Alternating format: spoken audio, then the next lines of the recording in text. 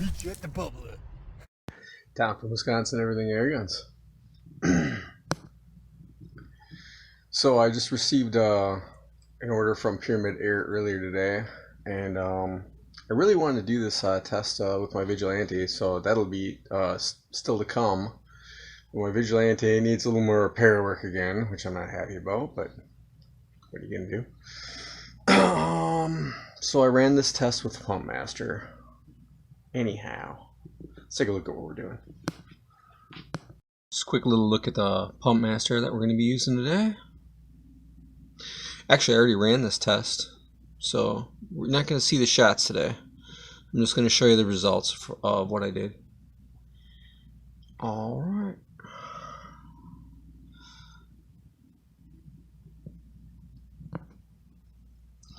Alright, so we're going to take a quick little look at what we're going to do today, or what I did already today. But as you see, there's some apples there.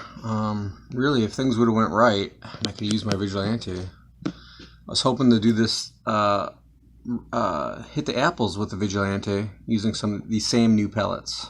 But anyway, let's look at what we did. Like I said, we ended up using the Pump Master today because that's a in operation working gun. So we're gonna use that one. Anyway, some of these new pellets, these are the atomics here, FX atomics, weighing in at 10.3 grains.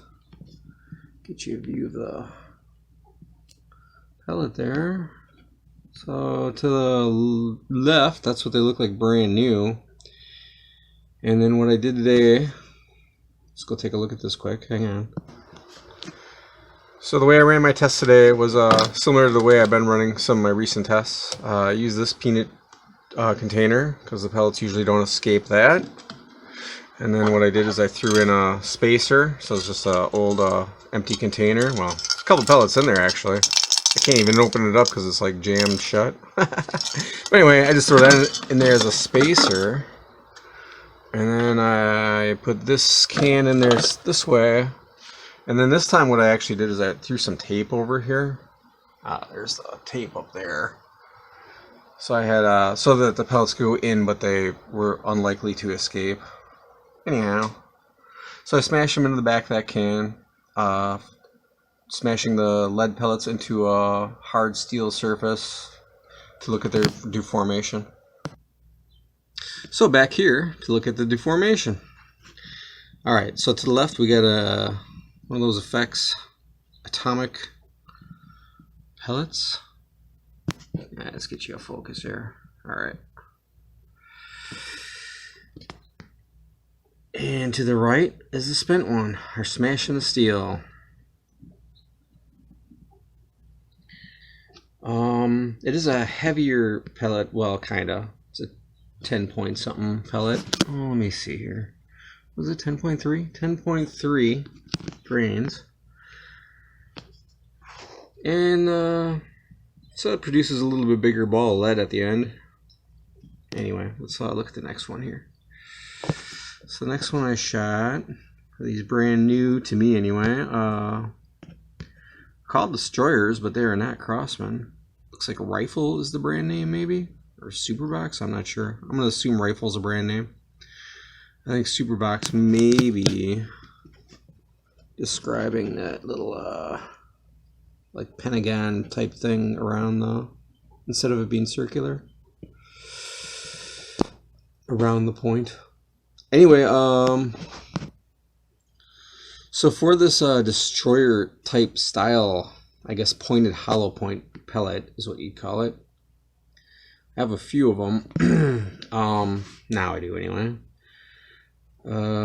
It's, well, for that style, it's probably the heaviest one of that exact style I got. So I'll call that a pointed hollow point. It's kind of a hybrid pellet. It's got kind of a point in the middle, but it's also kind of a hollow point. So I compared that to also another new pellet for me. First time trying for me is the H&N Terminators.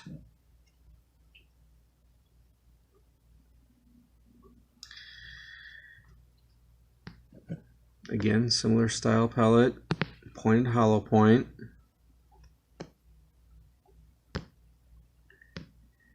And to the left we got brand new. To the right, spent, smashing the steel. So this last pellet here, I've had for a while. Shot pretty many of them, plenty of them. But these are the ones I'm comparing it to.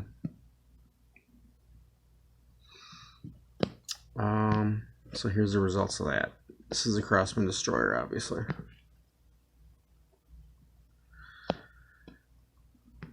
Let's see here if I can get a focus. Large a little more. Nope, as large as it gets. More focus. So those pellets always do what they're supposed to do pretty well. Expand pretty well. But out of the Pump Master, I didn't have problems with any of them today. Here, I'm going to put the spent pellets side by side so we can compare them to each other. Alright, so what we're looking at now is the one on the far left is that rifle destroyer, rifle brand destroyer. The one in the middle is the H&N Terminator. And the one to the far right is the Crosman Destroyer.